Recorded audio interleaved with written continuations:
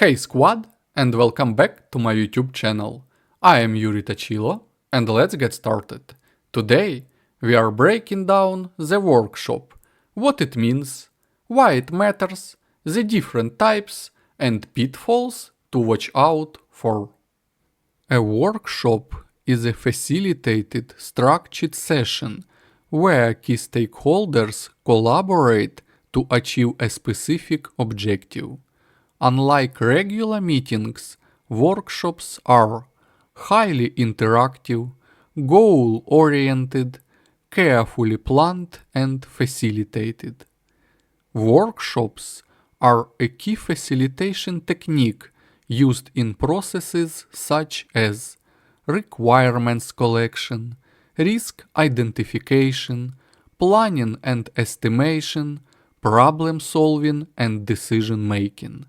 The key idea: bring the right people together at the right time with the right structure. Workshops provide several critical advantages in project execution. First, faster decision making. Instead of long email threads or multiple meetings, decisions are made in real time. Second, better stakeholder alignment. All stakeholders live with a shared understanding of outcomes and priorities. Third, higher quality outputs. Collaboration reduces misunderstandings and improves accuracy.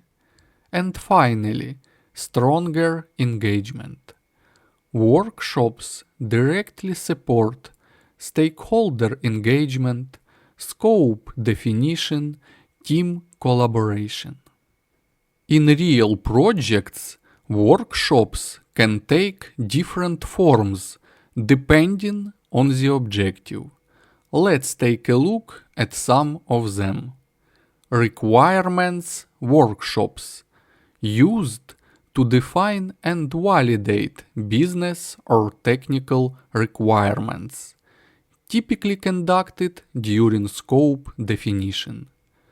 Risk workshops, focused on identifying, analyzing and prioritizing risks, conducted during planning and revisited during execution. Planning workshops, used for building schedules, WBS or release plans, critical when establishing project baselines. Lessons learned workshops, conducted to capture knowledge and improve future performance, performed at phase closure or project closure. Each type follows the same structured approach, but with a different focus. A successful workshop depends on clearly defined roles.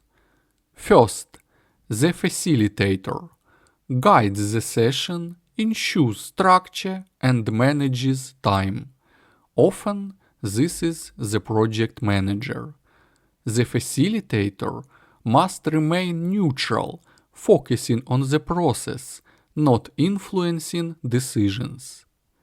Next, participants, subject matter experts and stakeholders who provide input and make decisions.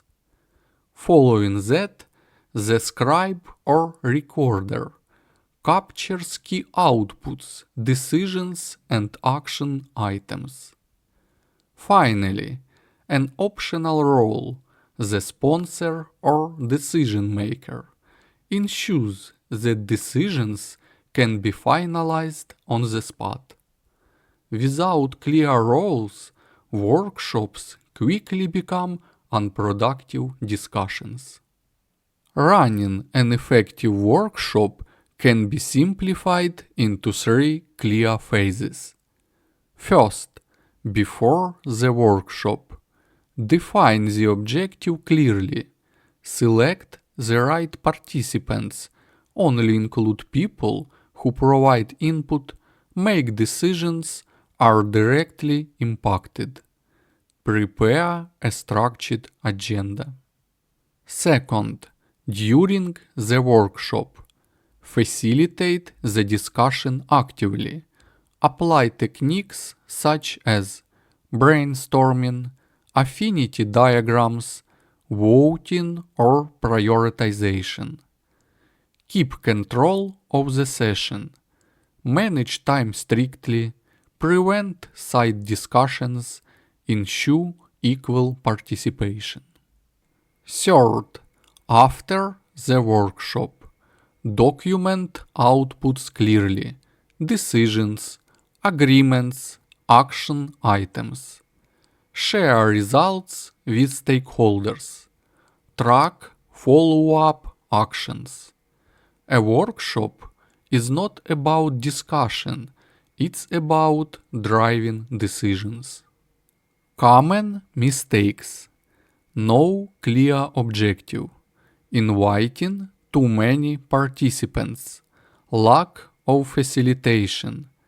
Letting dominant voices control the discussion.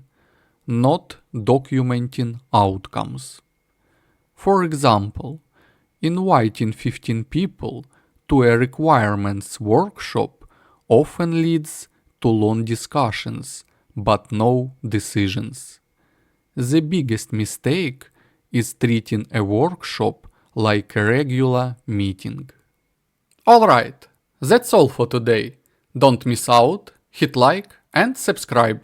Stay awesome and as always, peace.